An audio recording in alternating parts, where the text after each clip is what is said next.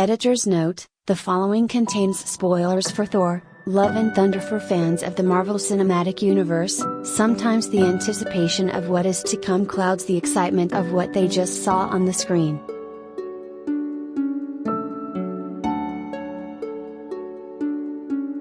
The Marvel post-credits scene has become a phenomenon unto itself, and Taika Waititi's Thor: Love and Thunder is no different.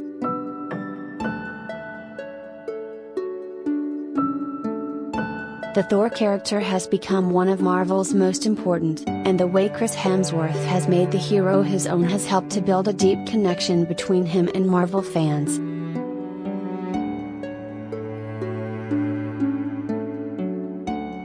For a character like Thor to truly shine, he must be opposed by an antagonist that can match his brawn and charming aloofness.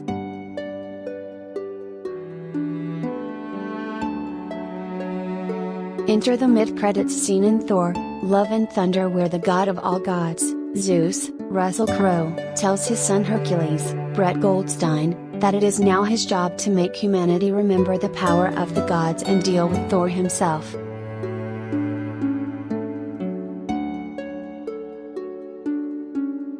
Hercules' arrival in the MCU might be surprising to those who are only watching the Marvel films and television series, but the son of Zeus has a long history in Marvel Comics.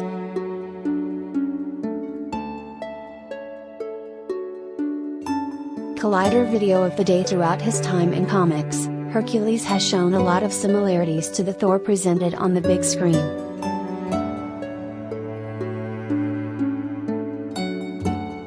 His superior strength was only beaten by his ability to mess things up with his father, often finding himself banished from Olympus for various indiscretions.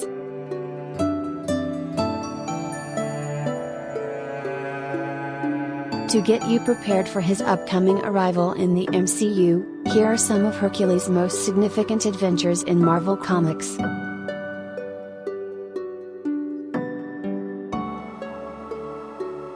Journey into Mystery, 1952, Annual 11, When Titans Clash. This was the first appearance of Hercules in his comic form as created by Stan Lee and Jack Kirby.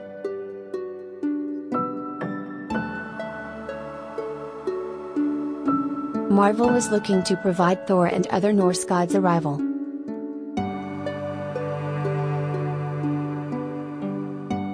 The idea of Thor battling Hercules is teased in the comic, though as was the case with these early comic runs, the conflict was settled before it even really started.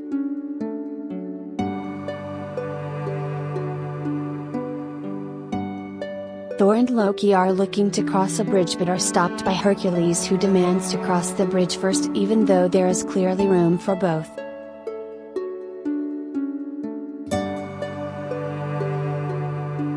The ridiculous nature of the banter between Hercules and Thor is exemplified here, and you could see how Goldstein and Hemsworth could play this for the laughs it deserves.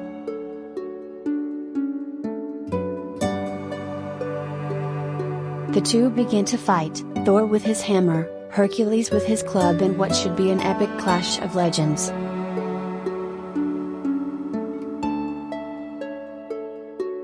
Hercules even catches Thor's hammer in midair, proving his strength to Thor and comic readers.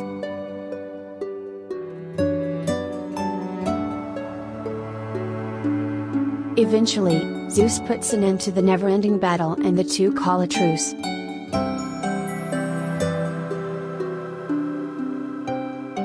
After Thor completes his adventure, he wonders if he will ever meet his frenemy again.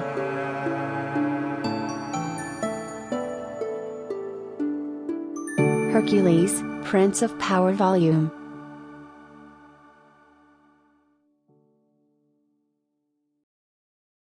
1, 1982. When it comes to the comic version of Hercules, the discussion usually begins and ends with the Bob Layton run, who made the character his own and established a lot of the traits that the character would be known for, even today.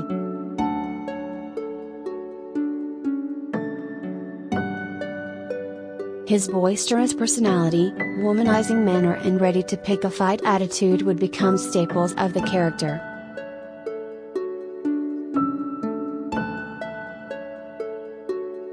During this series of books, Hercules becomes his own unique character as opposed to someone for Thor to play off.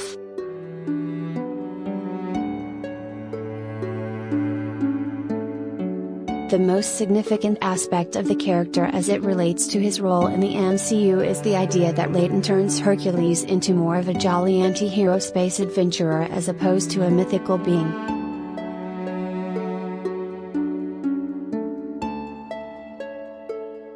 After getting banished from Olympus for essentially disturbing the peace, i.e.,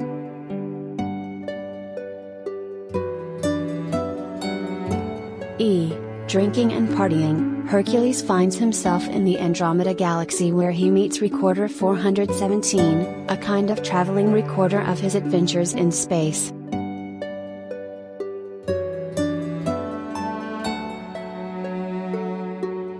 On a new planet, he and Recorder continue their partying ways, but eventually Hercules decides to pick a fight with a giant blue being and things don't go as planned in terms of his public perception.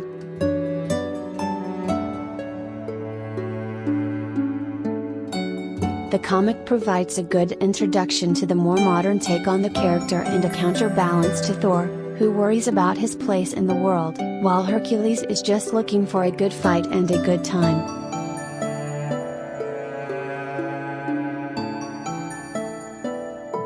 Hercules, Prince of Power, Volume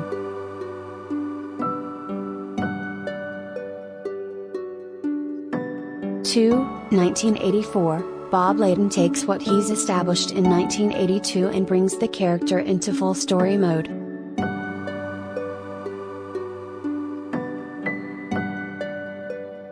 You could make an argument that this is where Hercules really takes his place in the Marvel Universe.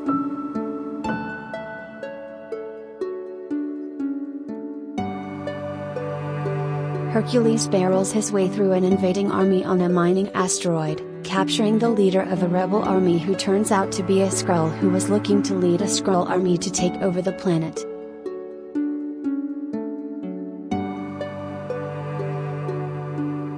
Hercules and Skrulls would have a long history together in the comic world, and this is where it is established.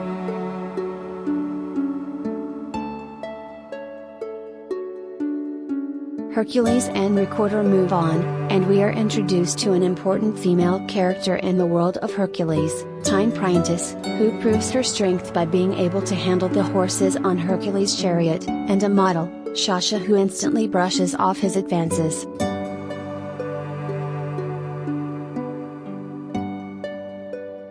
Things on the planet, and with Shasha, are not as they seem, which is a common comic trope and part of the Hercules lore.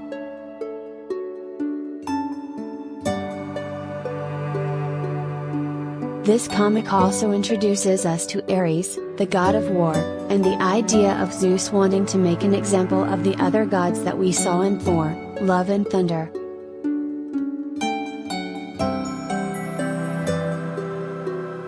Hercules, New Labors of Hercules, 2005, a definite product of its times, written by Frank Thierry, this comic makes Hercules a reality TV star.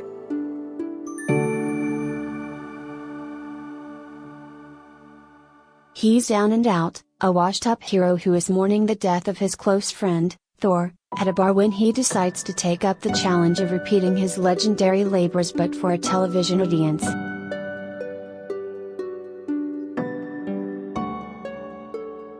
There is a humor presented in the comic that shows the Hercules character as more than just a demigod known for his strength.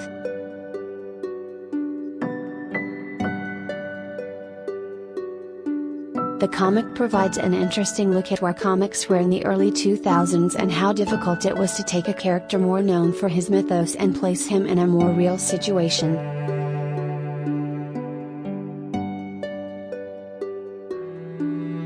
The Incredible Hercules, 2008, this is one of the more complex Hercules comics that begins right where World War Hulk ends.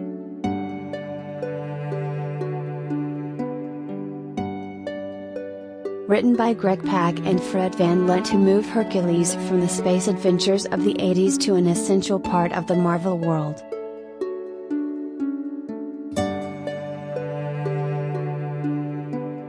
You get a bit of everything in this series, including Skrulls, Ares and his sister Athena, Hercules' biggest rival, and a variety of gods from different areas across the world coming together to battle.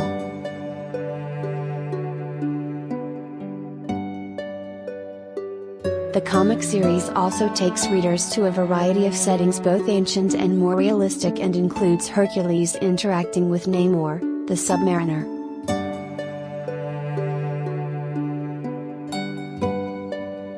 The series also gives us the definitive origin story of Hercules through a series of flashbacks and a bizarre story where he replaced Thor in Asgard.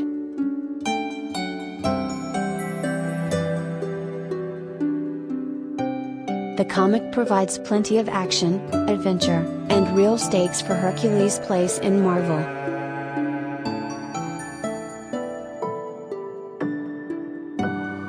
Hercules, Still Going Strong, 2016, a special 4-issue series written by Dan Abnett. This is the perfect series to understand where the Hercules comic came from and where it is going.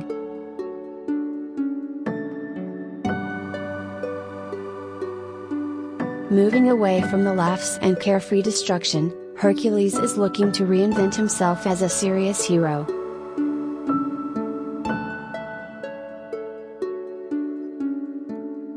This series was part of the all-new, all-different Marvel line, one of the comic's more recent resets.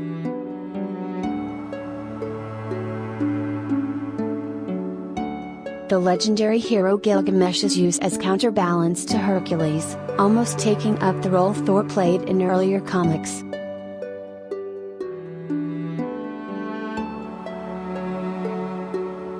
Hercules is sober and battling monsters. Part of the fun of the character is taken away, some may say for the better, depending on what you want from your half-human, half-god comic characters.